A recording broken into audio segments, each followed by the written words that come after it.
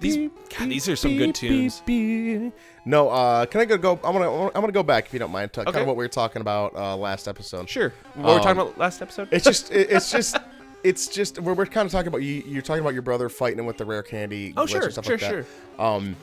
I did the glitch, but I didn't realize you could do it to multiple items. Oh. And so I went with the thing that made the most sense to me. Which was? Master Ball. Oh, yeah. I fucking duped that thing like crazy. Makes sense. And that was after I had gone after. I had beat the game, and I was well on my, I was well into things at that point. So, like, I had already caught Articuno. I had caught Mewtwo. Mm-hmm. No, I hadn't even gone after Mewtwo yet. But I used the Master Ball to get him. Well, sure. But at that point, You already had every... I have got all the Master Balls I need. So, like, when I went around and I was, like, gonna... when I start off, you know how I am with games, where I'm like, I'm gonna complete this game. I got about halfway through it, and I was like, now I'm bored. Completing this game is not worth it. But I never thought about how, because all it is based on what item you have in that 6th or 7th slot or something like that. Whatever, I don't remember. It was like the 6th or 7th slot, and I was like, fuck yeah, like I'm good. Like this is what I need to do. And I never thought about. I thought it was like once you take the Master Balls out of that slot, that you lose the power. I'd lose all of the Master Balls and it'd be done. Never thought like move it. My fear was that like there were stories that it wiped your game, and that was my biggest fear in the world, was that my game would be wiped someday. I'm sure there was it had happened. I guarantee it did. But those are the stories that got amplified out of the fear. 4 billion people that did it. Yeah, we had 2 people that. Well, I mean, I truly didn't think that the glitch to me was just basically like tempting fate. Like you're like going, hey, I don't give a shit about my Pokemon game up to this point. Go ahead and wipe it. So like to me, like when I heard about it, I'm like, you're a moron to try it. And sure enough, my brother tried it and succeeded, and thus the reason we had these epic battles when we were kids. I had epic battles with my buddy James. I think I've told you who I'm talking about before. Yep. We would go through, and he was so much better at strategy than I was. I didn't get strategy at that point.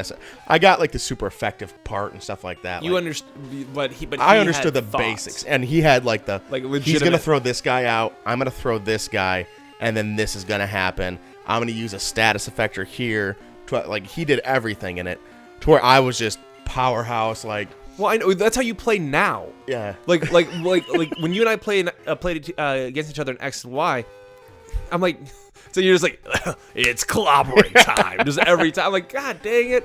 Like I'm just, it's weird. Like no, I'm just jamming A the entire time with these fights. Right. Not that it's a little different with these ones too, but I mean, it's pretty much how I always did them. But he would do that, and my guy, and it came to the point where I had played so much that my guys finally were just so much stronger than his. Right. I got all of my guys were between. I think my lowest guy. I'm going to take a guess here. I know my Blastoise legit, because I didn't do the rare candy glitch on them. Sure. I mean, I used normal rare candies that you get throughout the game. Right. 98 Blastoise. Nice. And my lowest, I think, was... I'll say lowest, but I'm going to amend it immediately afterwards. I think it was like 98 to 94 were all of my Pokemon. And I had one... Oh, boy. There's a switch. And I had one that was a... I had one that was an 89. Okay. Like, and that was always my thing. I was like, I got to get this guy up. But it's without battling trainers, it was so tough to get the Pokemon up. Sure. Because the experience was so low and stuff like that. And I don't know. I didn't know that until like, you told to me like years later, like about the fact that trainer battles gave you more experience. More experience like, and more money. When I was a kid and I was playing the game, I was like, okay, well, I need to get my guys better before I fight the trainers. So I would sit there in the grass and go, and just, fight randoms until I got better. Like the one thing I did learn though is the gym leaders. Now, if you didn't have a lot of money and you were like, I don't care if I have a blackout or whatever, purposely lose to the gym leader on their last guy and go, oh shoot, looks like I gotta start the gym all over again. And you just fight and you keep fighting the same gym leader until you get to the last guy, and then you like growl. Oh, I'm dead. Shoot. Never did that. I never thought about that. Yeah, I didn't do it really until later on, but it works. I remember before I figured out you could challenge to the Elite Four a lot. Yeah, before I realized you could do the Elite Four over and over again. I hung out in Victory Road. Oh, sure. Like I was like, well, it's the highest level. That must give me the most experience. I actually do that when I play X and Y to level my guys up now. Like to level them up, I don't go through the Elite Four anymore. Why not? It takes too long. It's faster to just do random battles than it is to go through the Elite Four, go through all the 4 of them, the cutscene at the end, the dealing with the transitions. Like, I get it. Yes, the rooms are cool, but if I have to watch that same fucking cutscene every single time, it loses the magic. I think I only watched them once. Did you only go through it once? I mean, like, in all truth. No, I think it took me about 3 attempts, I believe. I told you about my greatest accomplishment recently. Because there was one fucking Pokemon that like was the perfect typing against all of my guys when I was going there. I'm like, that son of a bitch. I don't even remember who it was. I think it was in the fire type section. Did I told you about my my personal achievement? Didn't you go through with Lapras alone? Lapras alone. And just went, who wants it, boys? But the kicker was, it's not a matter of just I went through with Lapras alone. I went through with Lapras alone and never healed her. That's the part I just went, I'm the best Pokemon masters. Is your Lapras a female? Yes, oh yeah, of course she is. Yeah, I don't know if all of them are, but I think all mine were dudes except for one. Yeah, I think Lapras is like always female though. Like, it's one of those Pokemon that's like, I think there's got to be a male Lapras somewhere. No, impossible. they're what are they called? Asexual. Asexual. That's the word I'm looking for. That's it. That's what they are.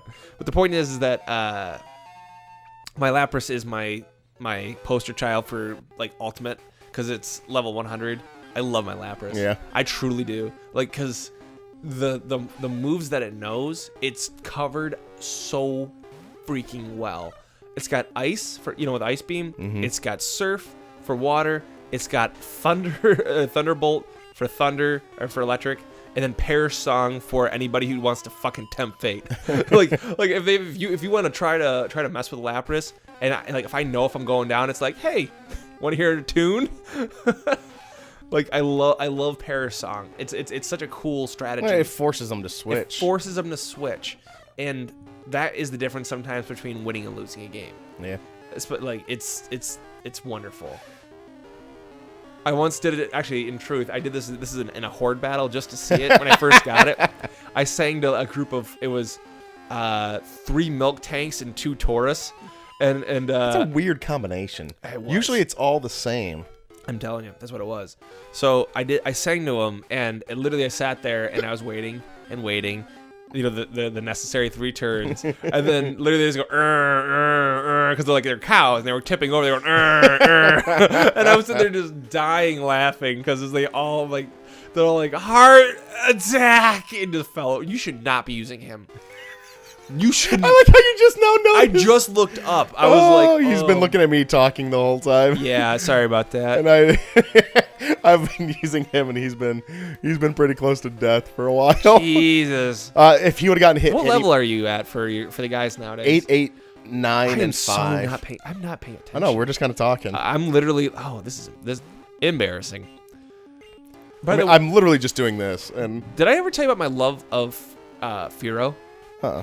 I love Fearow as a Pokemon for a reason that is not like not as in I love to use him, because I don't ever use him, but I love him for a different reason. When I was a kid, I got the Pokemon comics before I went on a trip. Might have been the Colorado. No, it was Alaska. When I went to Alaska when I was a kid. Alaska. Well, no, when I went to Alaska as a kid, and what we did before we left was we had Pokemon, but we would go to a comic book store, and as a kid, that's the only time we would go to comic book stores when we were going on trips. Right. One of the ones I got the entire a huge series of the Electric Tale of Pikachu, or just the Pokemon comics, which were not just Pokemon comics; they're more like Pokemon manga. Right. So I got all these ones, dude, and you know what? It doesn't follow the story of Ash Ketchum the way you think it does. It everybody knows the cartoon. It's like, oh, Ash does this, then Ash did that, Ash does this. Well, this Ash had a Fearow, it's like as his second Pokemon. The whole thing where at the beginning when he's like running away from all those Spearows and you know all that stuff, and Pikachu like Right. heroically saves his life, you know, kind of thing. Right. He does that, except for Ash is smart enough to throw a fucking Pokeball, and he catches the giant ass Fearow that's bigger than life itself. He catches this thing, and then like throughout the series, he uses it. I'm like, well, fuck. Why wasn't I watching that one on the TV? Like, he has like a Mankey. He still had Butterfree in all those guys, but he got like every Pokemon you can imagine. Anyway. That's all we have time for today, folks. Next time we come back with Poke Chat, Brian's going to tell you more about what Ash did and did not have in the comics versus the cartoon. Remember, last-ditch effort. Throw a Pokeball.